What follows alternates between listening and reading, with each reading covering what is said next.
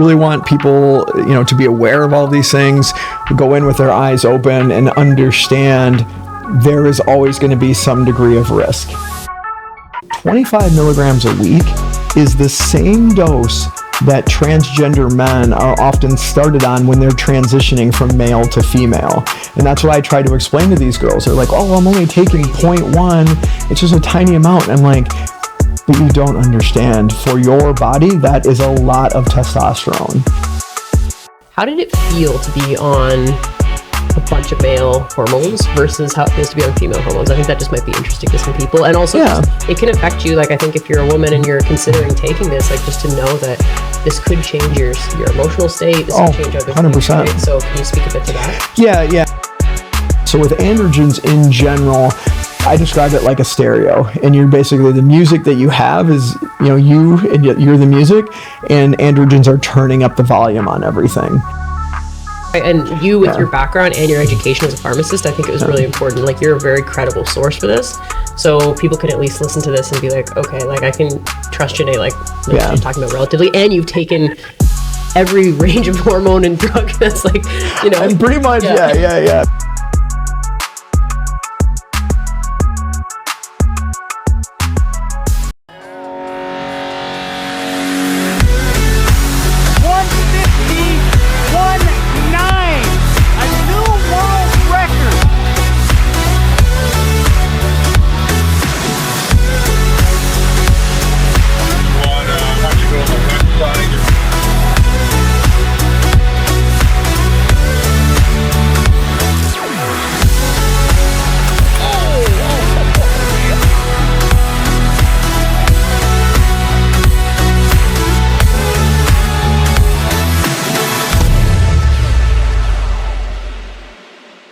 Everybody, welcome back to the Authenticity Podcast, where we are chasing authentic conversations on meaningful topics. I'm Olivia Walker. I am Janae Kroc. And we are shooting out of Hamilton, Ontario. Yes, we are. Today's episode is about female athletes and steroid use.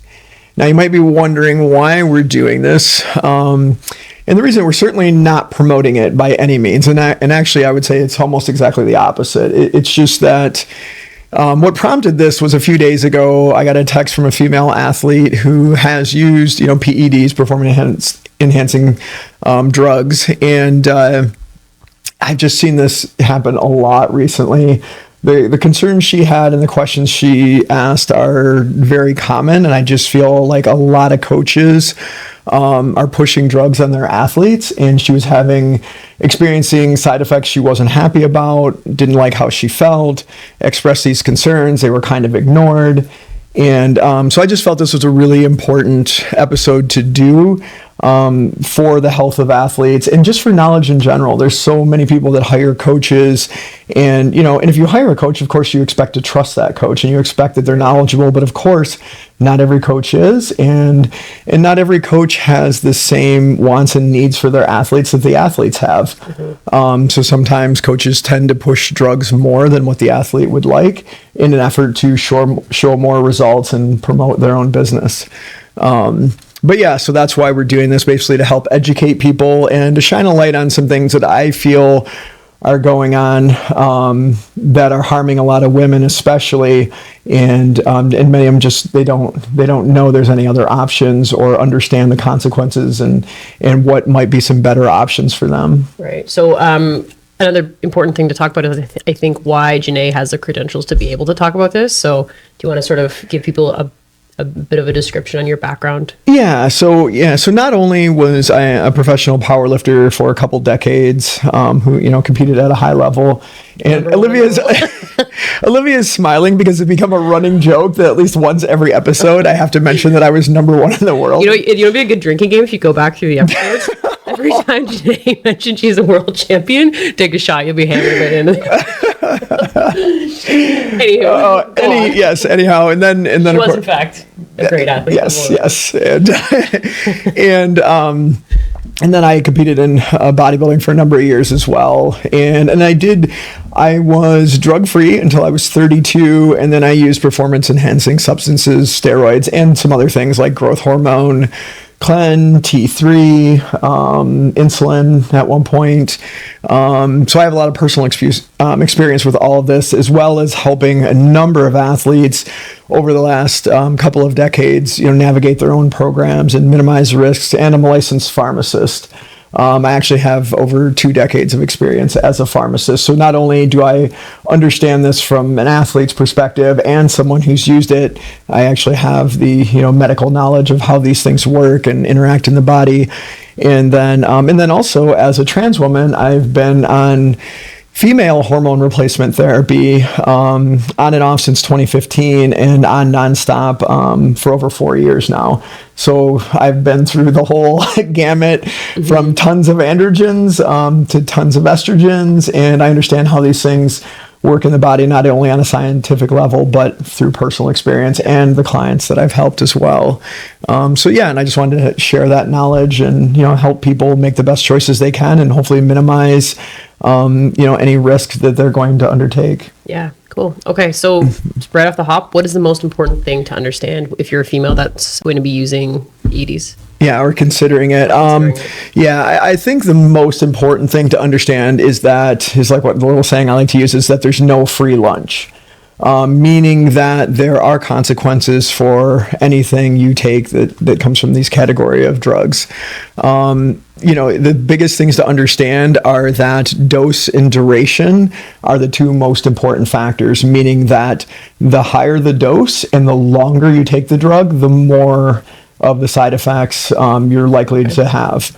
So those are the 2 biggest factors. So obviously taking a tiny bit of something for a very short period of time is going to have a lot less consequences than taking a lot of something for a long period of time. Right. But that's a very important concept to keep in mind. You can take the same drug, but at a certain dose and a certain time length is going to have very different effects or side effects in the long term versus something you've taken a lot of for a long period of time. But that's the thing, that there is always going to be risk, and this goes for all athletes, not just women, but women have a lot of special concerns, right? Because all steroids are based on testosterone, and so they all have masculinizing side effects for women. And basically what that means is that by taking these drugs, and if you take enough of them and you take them long enough, you're essentially going to be putting yourself through a male puberty. You're going to be going through all the same things that a typical male does when they enter puberty. Which is crazy, because I don't think a lot of women think about that when they're taking stuff, right? Like, yeah, I think the thing is that there's a couple of things that go into this. Well, a lot of it, these things happen slowly. It doesn't happen overnight, but they do happen. And but so it's not, to the person themselves, it's not noticed right away, or they tend to think it's less than what it actually is because they're looking in the mirror every day. Right. They hear their voice every day. So the changes are gradual. And but often there's significant changes before they really notice them. So what kind of changes specifically do you think someone could expect? So when I say masculinized, that's like virilization. So basically thickening of the vocal cords, male pattern hair loss, facial and body hair growth, clitoral growth. There'll be changes in the skin texture and the odor of your sweat. Basically, of your sweat. So with androgens. If you ever notice, like, a big sweaty guy smells different, often much stronger than a woman who's very sweaty smells. That's one thing I definitely noticed. I was never someone that had like some people have stronger odors than others, but I definitely noticed after not being on, having all the androgens basically removed and being only on estrogen, that my sweat basically has almost no odor at this point. Wow. Yeah, so that's definitely a difference between males and females, but that's something, and it's interesting, there's certain drugs that cause that more too. I've noticed like certain drugs definitely cause a stronger odor when you're taking them, which is interesting. But then, of course, things like acne and stuff like that. And then there's all the other side effects that everybody is exposed to. And that's things like increased fluid retention, increased blood pressure, a decrease in your HDLs, which is your good cholesterol. Some of them can lead to an increase in your LDLs, which is your bad cholesterol, increased red blood cell count, hemoglobin, hematocrit, elevation of your AST, ALT, which is your liver enzymes. It puts more stress on your kidneys. And then basically the risk to your organs would be your kidneys, your liver, and your whole cardiovascular system. Now, those kind of things, that's not stuff that's going to affect you in a week or a month or a couple months, but it's years down the road. And what do you mean when you say that, like risk to your kidneys and organs? Like, well, there's a number of pro bodybuilders that have had to have kidney transplants. They completely, like that much of a risk, eh? Yeah, and the thing about kidneys too that a lot of people don't understand. You'll have no idea that anything's wrong with your kidneys. You don't feel it. You don't notice anything. It's just the only way to know if your kidney function is decreasing is to have blood work done. And so that's one of those things. There's people that have died. Actually, there was a guy named Dan Duchesne who was known as like a steroid guru. And he wrote one of the first underground steroid, it was actually called the Underground Steroid Handbook. And so he was one of the first authors and people to talk about this stuff. He died in his apartment because his kidneys failed. And he just had no idea. He had no idea. Even him being this guru and knowing all this about steroids, he had no idea that his kidneys were failing. Wow. So that's definitely a serious one. There's a number of pro bodybuilders that have had kidney transplants and stuff. Really? Yeah, it's actually, and I actually know several people personally that have caused permanent kidney damage. Some of my old training partners. Really? And it's way more common than people think. Kidneys and the cardiovascular system. So that it's basically a byproduct of the changes, the things it causes. Like I mentioned, like the increased fluid retention, increased blood pressure, increased red blood cell count, all that stuff is harder on those organs. And especially a worsening of your lipid profile. So your good cholesterol going down and your bad cholesterol going up. All these things impact your cardiovascular system. So they accelerate like heart disease and all those types of things. And so that's where you see some of these lifters, and especially like, power lifters and strongmen, the really big ones that are over 300 pounds, having heart attacks and stuff like in their 40s and early 50s.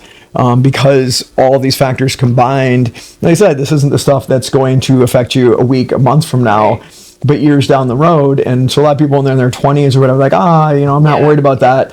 But then hit your 40s and stuff, and all of a sudden you start having issues. And even myself, let's say I did. Ask you about that, yeah. So I thought I got through unscathed, and I was someone who always did my blood work. I never had issues with high blood pressure. But and I would see changes that's normal for all this stuff, and in the increased hematocrit, hemoglobin. Sometimes my liver enzymes would be up. My HDLs would go down when I was on a cycle. And but I seemed to tolerate everything really well, and most of my numbers were pretty decent, especially for the amount of drugs I was using.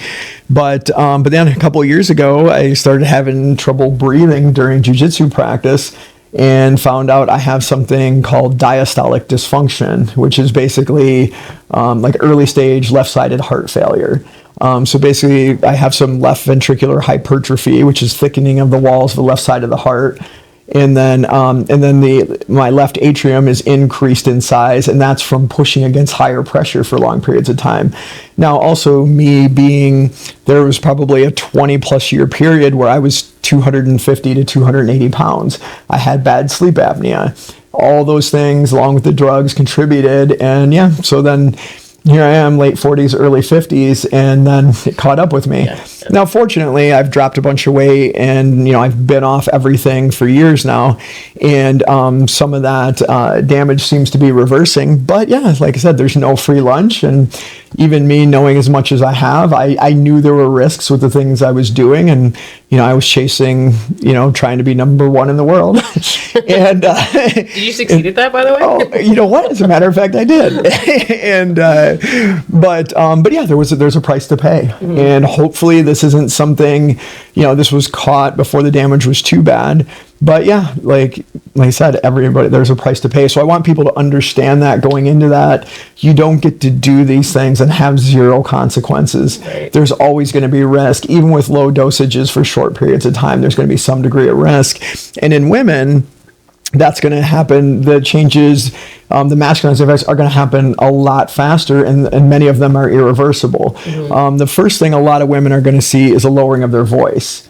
That happens right away, changes in the skin, and then psychological changes like anybody who's taking any kind of hormone, and that's, again, very individualized. Some people tolerate it better, some people don't. Right. If you're someone who deals with a lot of anxiety or anger issues, it's likely to aggravate that kind of stuff. But yeah, those masculinizing side effects can start right away. I've seen girls do one cycle and have their voice drop significantly, and that's a change that's not reversible. Once those vocal cords thicken, that's permanent. Yeah, so like I said, I just really want people, to be aware of all these things, go in with their eyes open and understand there is always going to be some degree of risk. And you don't get to do these things and and that's the thing. People go into it thinking, oh, I'm just gonna do it for a little bit of time, right, and I won't have any issues. And then it's a tricky thing too. They're not addictive in the way that like recreational drugs are addictive, but it's hard to stop in that as an athlete, especially somebody who wants to be bigger and stronger, who wants to be leaner, who wants all these changes. When you start operating at a higher level, it's hard to let go of that and kind of go back. And not that you 100% go back to where you were, but there's going to be a reduction, and things will be like it makes the best thing steroids do as far as like performance and aesthetics is the nutrient partitioning effects. And what by that I mean driving nutrients into muscle and not into body fat. So it is much easier to be much more muscular and maintain a lower body fat taking steroids than a drug-free athlete. That is like the single biggest benefit to them. And it's hard. I always give the analogy of like if you like fast cars. If you've got a car that has 300 horsepower and you really like driving that, now you throw a supercharger on it, now it's 500 horsepower. Well, it's hard to go back to 300 when you get used to 500 if you like speed, and that's what it's like with this. It's you get start operating at a higher level, and it's hard to want to give that up. And that was something I struggled with for a long time. And it becomes a part of, especially for someone who's a serious competitor, it becomes a big part of your identity, and wanting to stop that is very difficult. And I've seen a lot of women do that where, they're having success in the sport, they're, doing really well, and they're accomplishing their goals, and they know there's changes happening that they're not wild about. But, they kind of minimize that and like, oh, well, I just want to get my pro card, or I want to win this championship. I just got this sponsorship. I don't want to lose that. And so it becomes a slippery slope. And, so there's a lot of things to consider. So as a woman, like say she was going to take something, what do you think she should absolutely avoid? If she wanted to mitigate, like she's like, you know what, this is worth the risk. What is the drug she should completely avoid? She wants to mitigate. Okay, so it's all risk versus reward, and it's going to depend on your goals, and it's going to depend on your tolerance for adverse effects. Okay. So like my recommendation would be very different for someone who aspires to be like one of the top female strength athletes in the entire world versus someone who just wants to get in shape, maybe doesn't even want to compete, but wants a little more strength, wants to be leaner. And surprisingly, you do see a lot of women that are tempted even just for those reasons, just to look a certain way, and even that have no intention of competing. Right. What about the ones that are the most masculinizing, that cause typically the most? Okay, so basically I kind of loosely organize it into several tiers. And here's the thing too, like genetics play a large role. So some, like two girls can take this exact same amount of drug for the exact same amount of time and have very different results.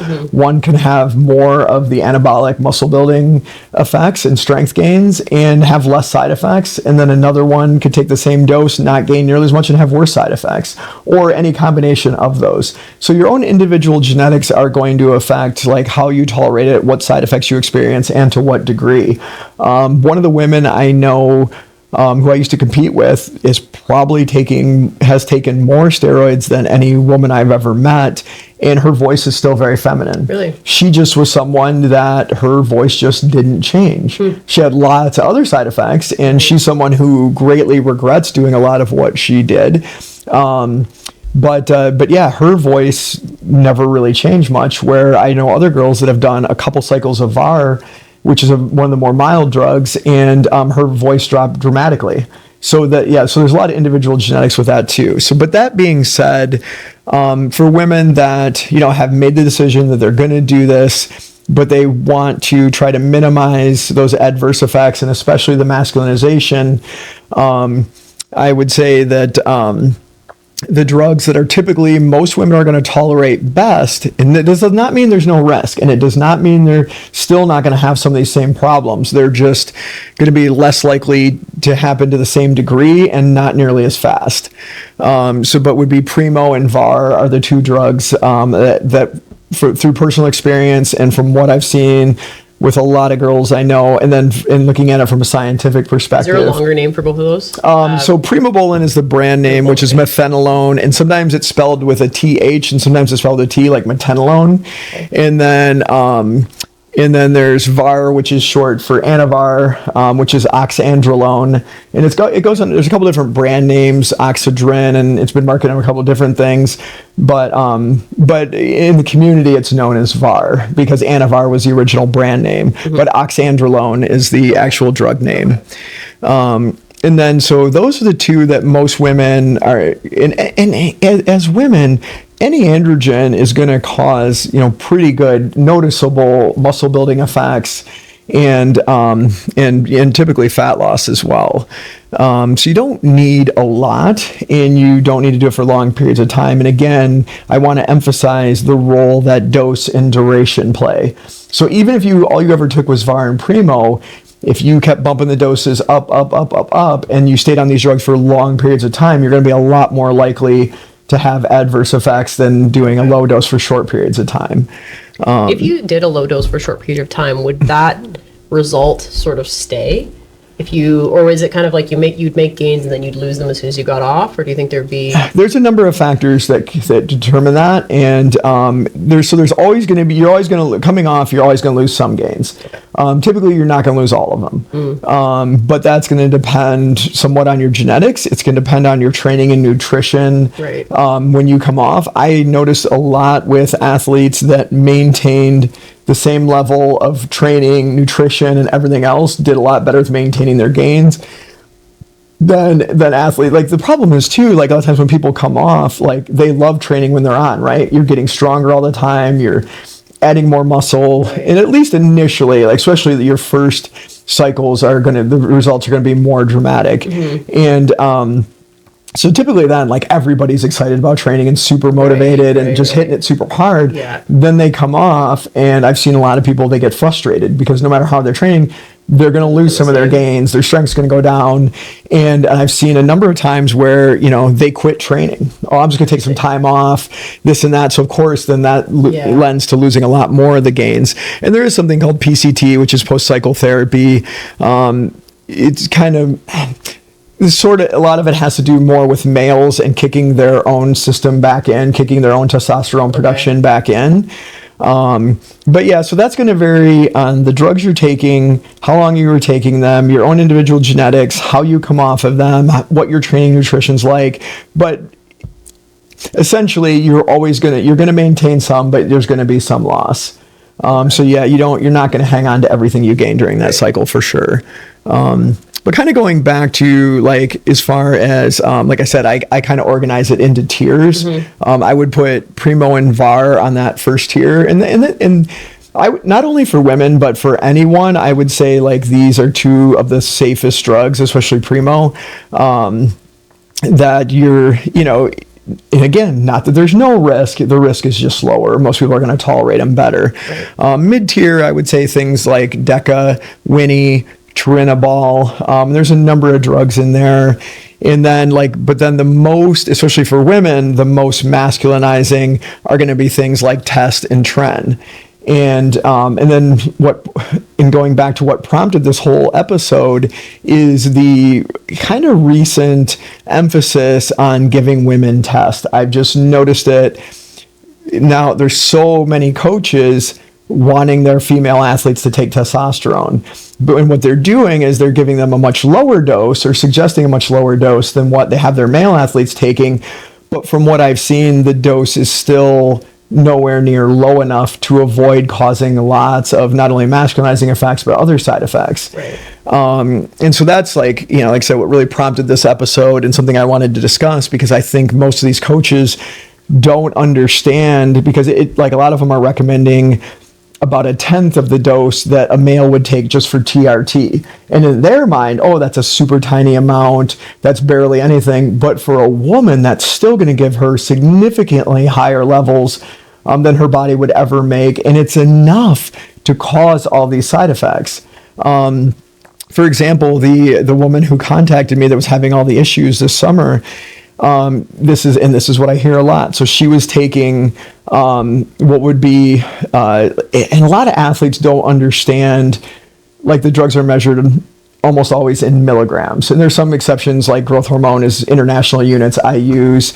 but typically in milligrams. But all they're looking at is how much they measure on their syringe, and they don't understand that you can get drugs in different concentrations. And if something's 250 milligrams per milliliter or 100 milligrams per milliliter, well, you can draw up the same amount in a syringe, but you're getting 2.5 times more if you're drawing it out of a vial that has 250 per mil. They're giving them the dose. Well, they're just telling them what to take on the syringe. The actual. Yeah, so there's a lot of confusion. I can't tell you how many athletes. I'll be like, well, how much are you taking? And they'll say, oh, well, I take this on my syringe. And I'm like, first of all, okay, what type of syringe are you using? What size syringe? Are you doing it sub-Q with an insulin syringe or using an IM syringe? They can be marked in different ways. Right. And a lot of athletes don't understand this. And so it's very easy to take an incorrect dose. But then, like I said, it's typically any testosterone you purchase outside of the medical system, the standard dose is 250 milligrams per milliliter. And what I'm seeing a lot of the recommendation from coaches for a lot of their female athletes is 1/10 of that. So like 10 IUs on an insulin syringe, 0.1 on some syringes that are marked in like tenths of a milliliter. And then, that seems like a really tiny amount. And when you draw it up, it's just a tiny amount of oil, but there's 25 milligrams of testosterone in there. And like I said, like TRT for typical male usually ranges anywhere from about 100 to 200 milligrams a week, and then sometimes slightly more. But that's in modern medicine, the maximum recommended dosage is 200 milligrams a week.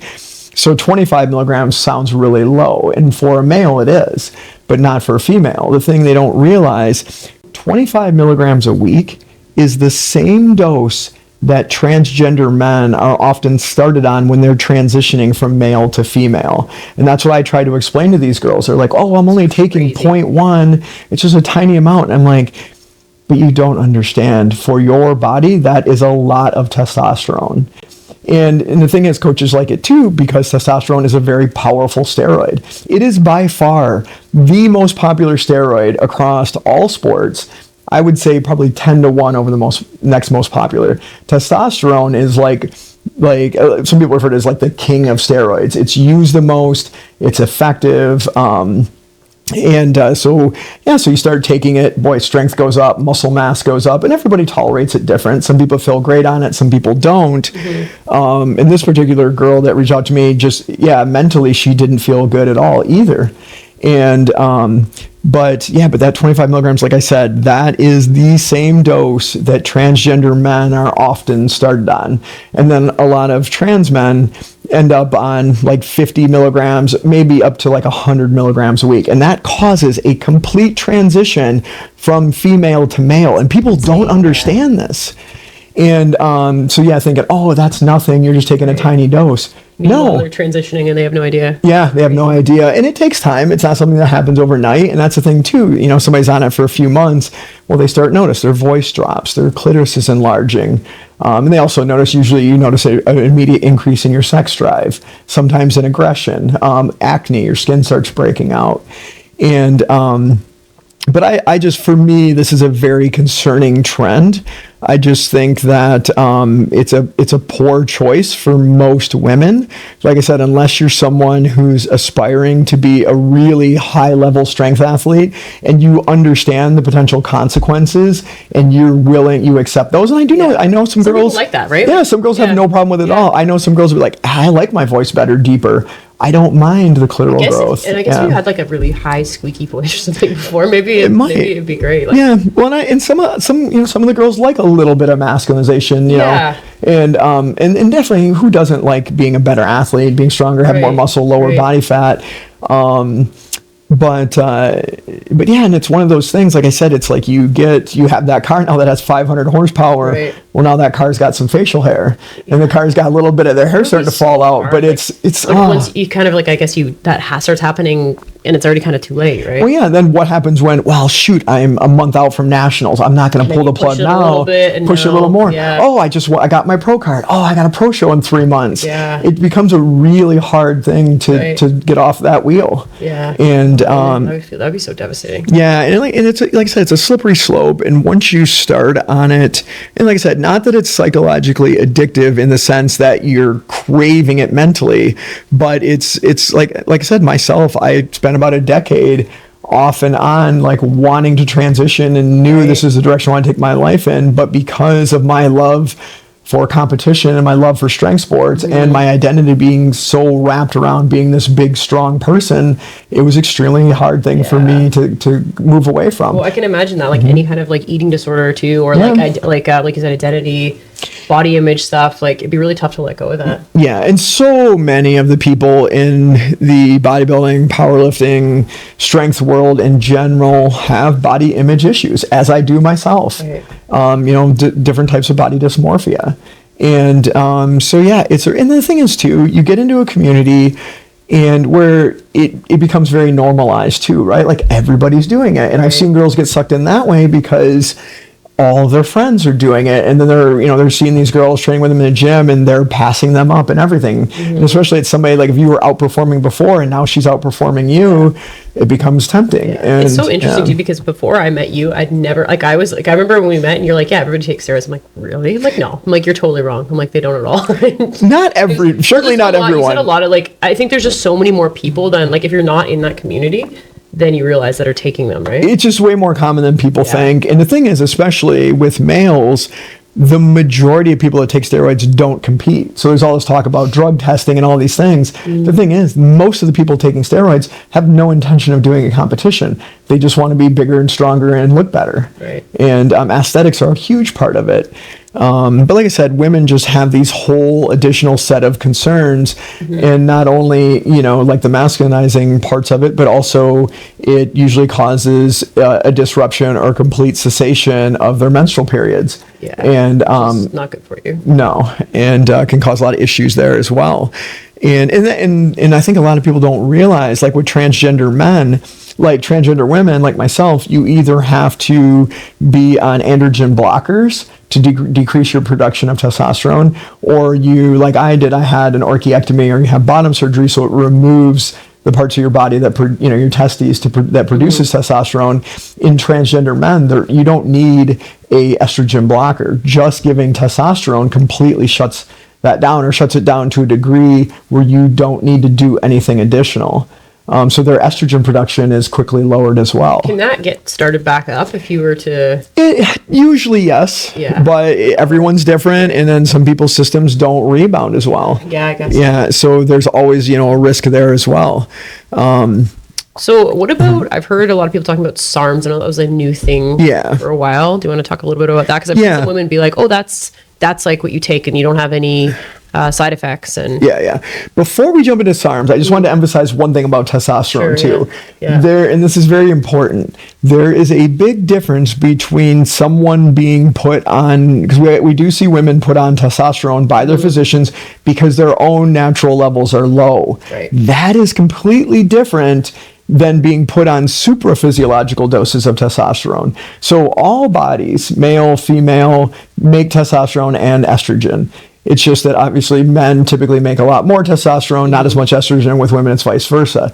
Well, a woman that has naturally low testosterone, replacing her levels to a normal level for a female can help her sex drive, can help her feel better, can be good for her overall health. That is very different than what I'm talking about, like 25 milligram and more a week, which is going to, even 25 milligrams a week is going to, and like I said, this varies a little bit from person to person too, but is going to give a woman testosterone levels that are probably anywhere from 2 to 3 times to 5 to 7 times what a woman would normally have. And that's enough to start causing all those type of effects.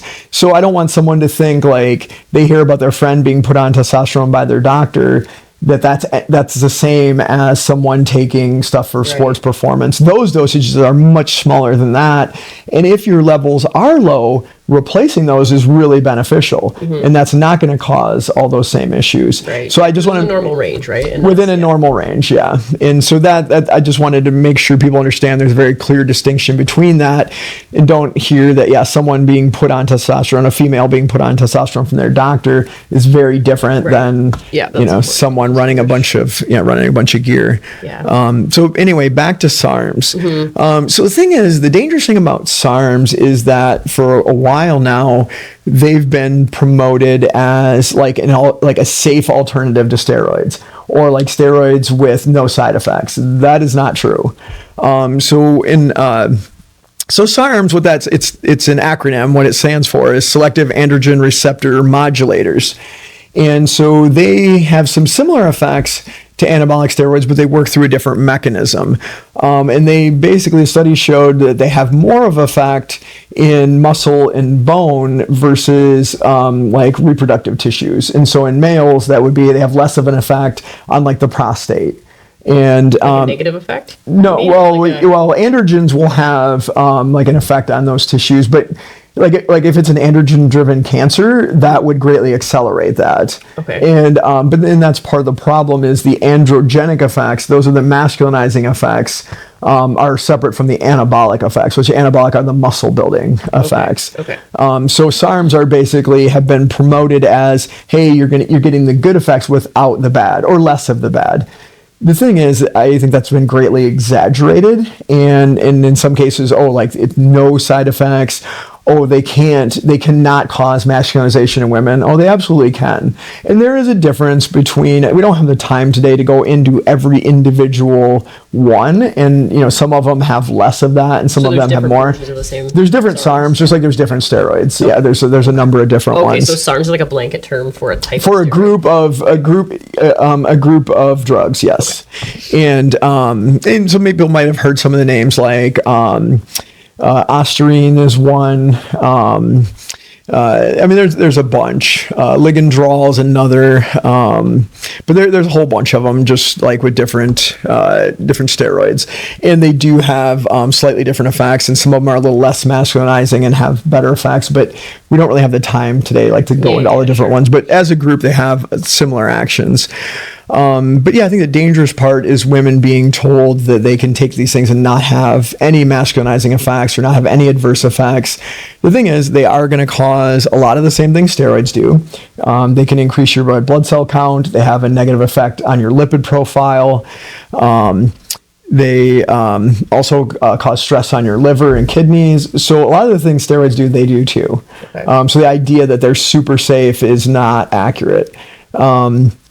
They do tend to have less of a masculinizing effect, but it is untrue that they have no masculinizing effect.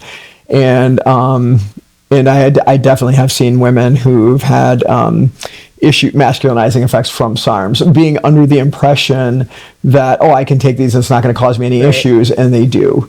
So then it's still, they're still pretty new, and there's still more research coming out. But the thing I just want people to be aware of, if you've been told or you've read on the internet that there's no, a woman has nothing to worry about with taking SARMs as far as masculinizing effects, that is not true.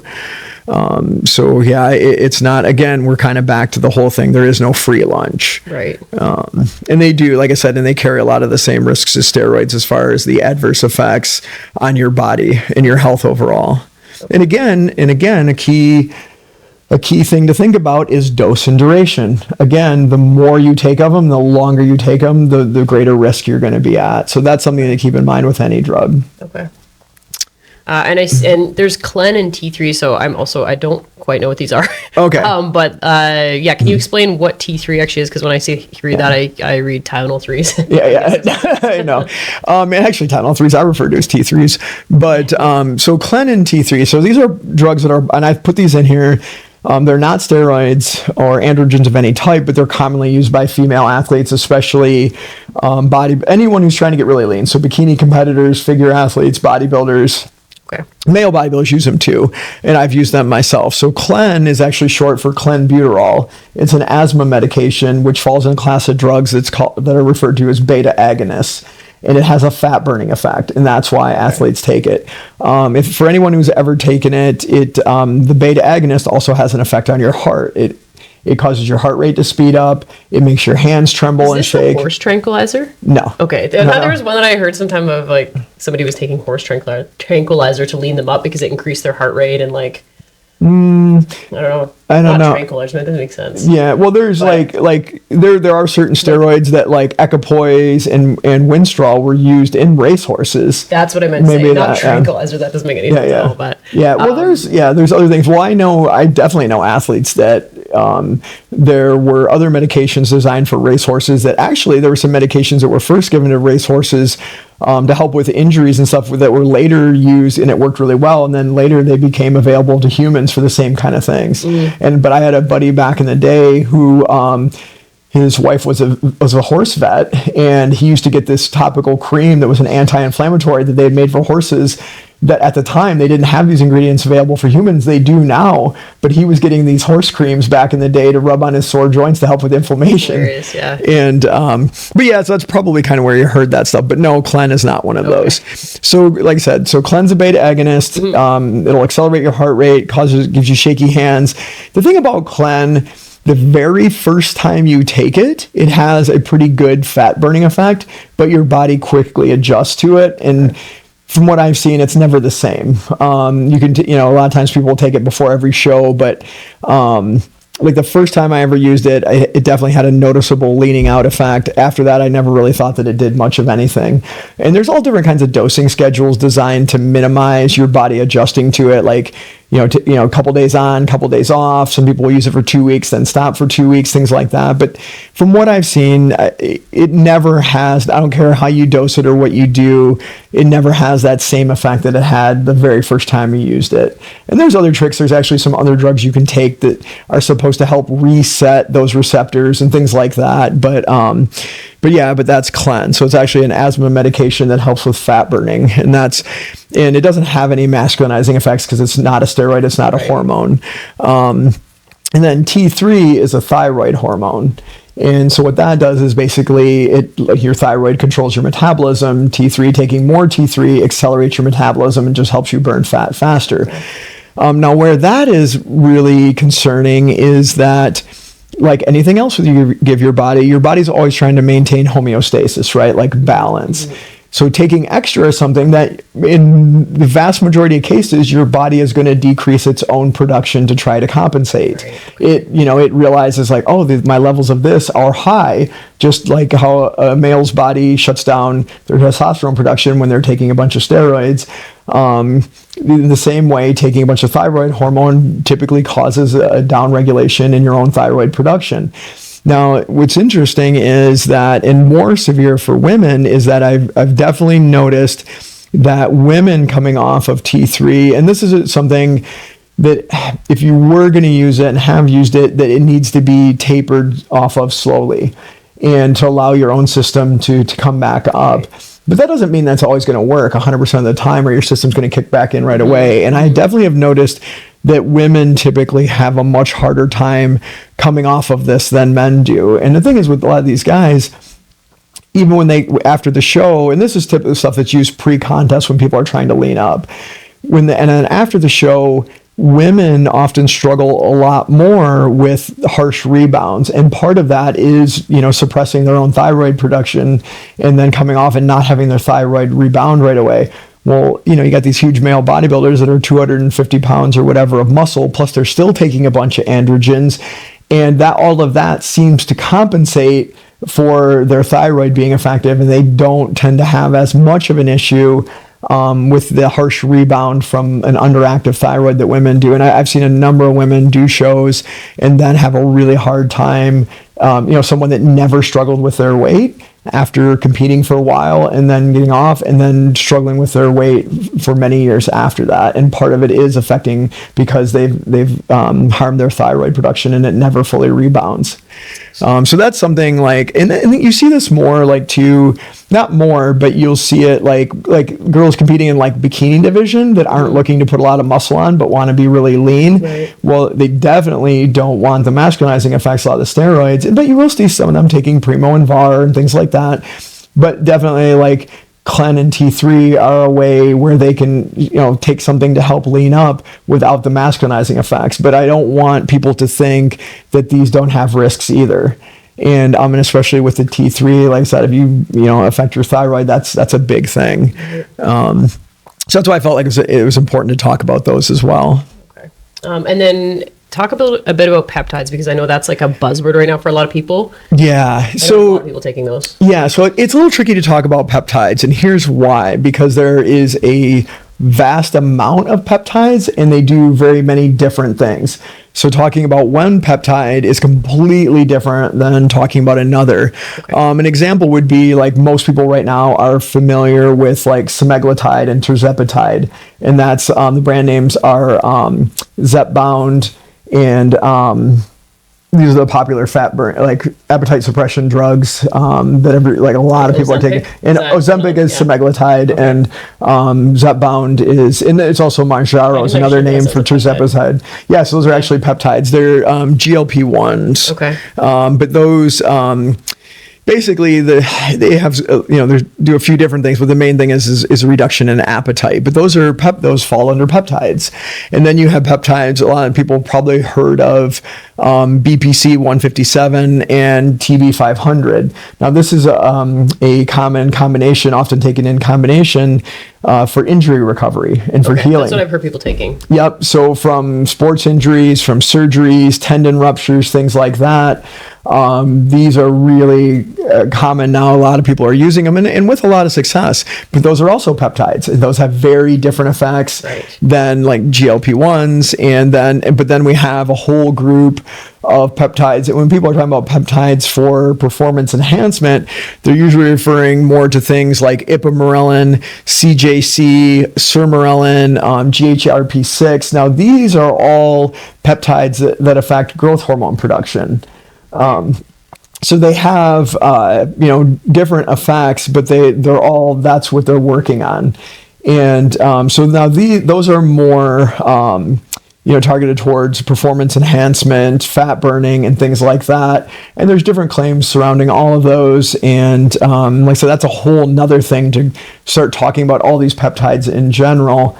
But it's difficult. You can't just, like a lot of people just say, what about peptides? Well, what kind of peptide are you talking about? And but yeah, so you've got a whole group of them that affect growth hormone in different ways, and most of them, what it is it's causing your body to produce more of its own growth hormone. Okay. And those are pretty popular right now. And then, like I said, the BPC and the TB 500, which are more about injury recovery and healing, and then GLP-1s that are appetite suppression and weight loss. Okay. So are they researched well enough to know about the negative downsides to each different one, or is it? Well, it depends on your definition of that. So most of these things don't appear to have like severe side effects in the same way that like taking high dosages of steroids and things like that do. So you wouldn't consider these a steroid? These are not steroids. No, peptides are a different thing. Okay.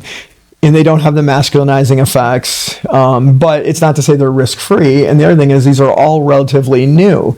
And now, like there's no research to show that like there's major concerns or anything like, right at this moment.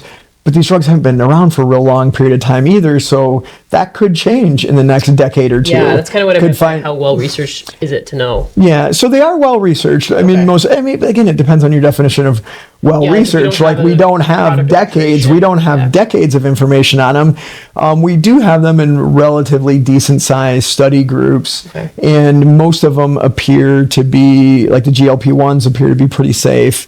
BPC and TB 500, the risks seem pretty low. And they actually help with other things too. And then, some of the growth hormone stuff, that's kind of still, all being looked at. So there's Is there research on them? Yes. Do we have decades of research? No. So, we don't, maybe a decade from now, things will start popping up like, oh my God, we didn't know it was causing this. But overall, the safety of most of those seems to be, reasonable, but no guarantees. Yeah. So one other thing I want to ask you, sort of a different gear here, is how did it feel to be on a bunch of male hormones versus how it feels to be on female hormones? I think that just might be interesting to some people. And also it can affect you. Like, I think if you're a woman and you're considering taking this, like, just to know that this could change your emotional state. This could change other 100%. Things, right? So can you speak a bit to that? Yeah. So in general, again, genetics are going to play a role in this, and your own personality and everything, as far as like mental state and things like that. The way I would explain it in general, and I've witnessed literally hundreds of people I know personally over multiple decades. Like I said, I was using PEDs myself for on and off 15 to 20 years. And then I've been on estrogen for quite some time. So in general, the way I would describe it and the way I explain to people is androgens in general are going to augment what's already there. So if you're someone who has anger issues already, or you're already very aggressive, that is likely to be an issue. And this is also going to vary a little bit from drug to drug.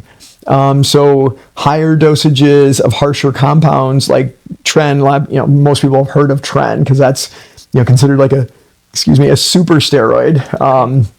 And Tren has very powerful effects as far as muscle building and strength gains. But Tren, if there's one drug that people have trouble tolerating, it's probably Tren. That's for people that have like issues with anxiety and stuff, it often really aggravates that. Like anger, if there's a single drug that does cause like a lot of aggression and anger, it's going to be Tren. Personally, I tolerated it really well. I felt great on Tren. I had zero issues, and it was one of my favorite drugs when I was trying to get as big and strong as possible.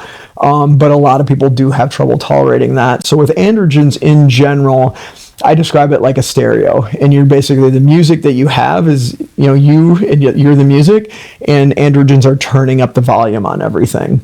And emotionally, it's going to vary a little bit from person to person. I felt great on drugs. If you've ever listened to Mike Israetel talk about it, he when he was on a lot of drugs, he said he basically hated everything and felt like crap all the time and was not good. And it's that way for a lot of people. So it is very individualized. And for women, I think, it's important to understand they're probably going to experience some emotions that they've never experienced before, or at least to that degree. Any androgens are going to have a noticeable effect on your sex drive. And in some people, it's going to really ramp it up. And for a lot of women, that's a new thing. And at least to have it to that degree. And then, and also like the anger issues and stuff. It's like with transgender men, you hear that a lot. Like when they first start transitioning, get put on testosterone, or especially after a dose increase, they have anger that they've never had before. And also it tends to mute a lot of their other emotions. They don't cry nearly as much. They don't feel as emotional in that way, like the sadness. Some of them describe it as losing the ability to connect to that part of their personality. So interesting that hormones can have that big an effect. Oh, definitely. And estrogen has, the opposite effect. Estrogen for most people, and especially for myself, I found it to be very calming and feel more peaceful, definitely less aggressive. And reduces your sex drive in most cases. And a lot of that, and part of that is taking away the androgens as well, taking away the testosterone. But then also, you talk to most transgender women and they'll talk about when they first got on, all of a sudden they cry all the time and they're much more emotional in that way. And I was someone who always cried easily, and you put a sad movie on at any time in my life and I was crying, but it's definitely more I've known you for years too, when you were going on and off, and I've really noticed a big difference in your personality when you were taking higher estrogen versus taking higher androgens. And how would you say it was different?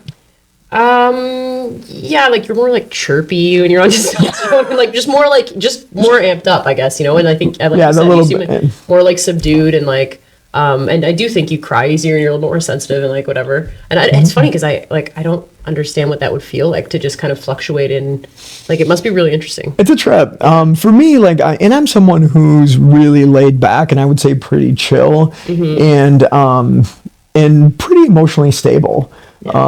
Especially like maybe in times of stress and stuff like that. So I think I'm someone who's probably affected less by that stuff than most. Right. And you noticed all those things in me. And like for most people, that range is going to be even wider. And actually, I shouldn't say that because I think even just for me anyways, I do vary a lot during my cycle with my, so then that's hormonal too, right? So I can relate to it in that way, but. Yeah, it's just to a much greater degree. Yeah. Like if you were to take androgens and just for everyone that's listening and stuff, Olivia's lifetime drug free, you've never taken anything. Yeah. And actually, to me, which is funny, I actually have gotten my hormones tested recently and I have very, very low testosterone to the point where I'm considering supplementing it with my doctor. Like it was like well below the normal range, and I have very high estrogen, which I find really interesting because I've always had a natural decent ability to build muscle. And I have natural strength. You're very strong. But yeah, so.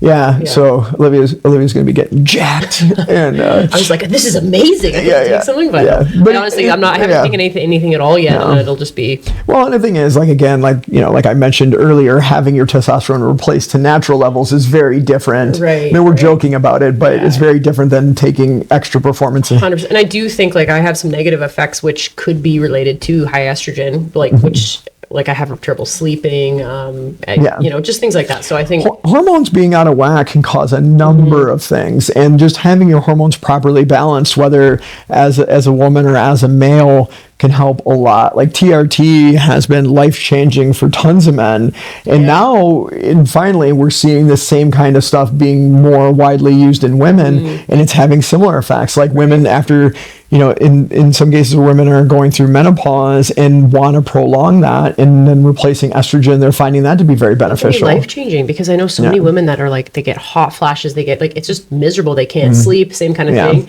And they have a replacement and it changes their life. So I think, I'm happy more studies are being done on women. And that's why I thought we would, like, this episode was really important because both of us have had people like, talking about this stuff lately that we've known. And it's like, and like I said, just seen a really disturbing trend where testosterone use is becoming more and more common in women. And I'm not saying that, I'm not judging any woman for doing that. And I just want them to be aware of the consequences or the potential risks. Yeah. And if you're someone who understands those risks and you're okay with that, obviously I did things. I understood the risks I was getting into, and I've had some consequences I've had to live with. And but it's important to just have the information out there. I think that's the point, right? I want people to be educated and I want them to understand. I don't want them to be going in this because a lot of times the girls who approach me, they're like, well, my coach tells me this or my coach tells me that. I don't know. I don't know what to do. I don't feel good. I don't like what's happening. I've raised those concerns. They're saying, oh, it's just it's in your head. Don't worry about it. You're fine. And so I just want everyone, makes me want to strangle people. It's super selfish to do that as a coach, right? Like, and and I'm not saying that every coach does it intentionally. No, some may just not know better. But if you're going to recommend something to you somebody should know what you're talking about. You shouldn't just do that on a whim, right? Right. So that's why, and you with your background and your education as a pharmacist, I think it was really important. Like you're a very credible source for this. So people can at least listen to this and be like, okay, like I can trust Janae, like she's talking about relatively, and you've taken every range of hormone and drug that's like, and pretty much I've got a lot of personal experience. And well, like I said, I just want people to go into things with their eyes open, understand the choices they're making, the potential risks, and then like I said, I've talked to girls who are on a bunch of gear and are completely happy and don't mind some of the masculizing effects or even like them. Or some people like I said earlier might have like naturally really like feminine typical features and they want to like look a bit more masculine. And some of them feel better that way. And for some of them, even if they don't necessarily want that, it's worth some of that to accomplish the goals that they want. And again, this isn't a right or wrong thing. This is being informed, understanding the risks, and being able to make an informed decision. And because there are definitely some athletes that, and probably myself included, that if you were going to take certain risks, but you knew it was going to help you accomplish your goals, you would accept that knowing that it could have an adverse. I mean, there was a study done a long time ago where they asked like Olympic level athletes if there was a drug, and I forget the exact parameters, but there was a drug you could take that would basically guarantee a gold medal in the Olympics, but you would die. And I think it was something pretty extreme. I want to say it was like in 10 years or 20 years or something, like really like a lot younger. How many people would take it? And it was a surprisingly high percentage were like, yeah, I would do it. Absolutely. So, and again, at the end of the day, it's personal decisions. And I just don't like the idea of, women being told incorrect information or not understanding what they're getting into and then experiencing permanent changes that they don't want because they didn't know. So that's why I felt this was so important to talk about. And maybe there's some coaches out there too that thought they were doing a good thing, and then maybe realize like, okay, maybe I need to pull back on some of these things and do a little more research. And I'm not like saying, oh my God, every coach out there is evil and this and that. It's just, but it is a trend I've seen a big increase in over the last couple of years. And a lot of it's like women aren't as well researched in the medical field in general, right? So I think it's just like a lot of guys base it off of what they would do for men, and just they consider women. We'll roll it back a little bit. Smaller men, and that's just not. What it is. In another aspect we haven't even talked about, but is the number of women in relationships that have this pushed on them by a partner. That's also a lot of girls I've talked to. That's all. They start dating someone who's a bodybuilder or power lifter or strongman who does all this stuff, and they start, which is interesting to me. I never would have considered doing that to anyone ever, but I've heard it so many times that my boyfriend wants me to take this, or this or that, or my husband does, and like, no, this is your body, your life, and that decision is yours. And if it's something you want to do and you're educated, hey, that's... Or they just like tell them, oh, it's not going to do anything to you. Don't worry, it's just a low dose. It's just whatever. Well, and that's the worst. The worst is manipulating or, Or like maybe they genuinely think like, this is going to be great for you. You just take this. It'll be fine, right? But they're just like, ignorant and... Yeah, it may not always have bad intentions, but... I'm sure they don't typically ever have bad intentions, but it's just like, it's kind of just like... Yeah, it's irresponsible to recommend something like that without having any information that, and just because, you can't just say, oh, well, this is what I take, so you take a little bit less and you'll be fine. It's not the same thing. I want to make sure we emphasize it's not the same. So I think this is pretty informative. I hope so. So I hope the people watching, especially the women out there, if this was something you've maybe done, considered, or thought about, I hope this helped clear up some questions for you. I hope it's going to help you make better decisions in the future. And if you like this kind of stuff, let us know in the comments. We can talk about it more. There's more to go into. But I felt this was a very important episode to do, and hopefully it has a positive impact on people's lives. Yeah, cool. Thanks everybody for listening, and we'll catch you again next week. All right, see you next time.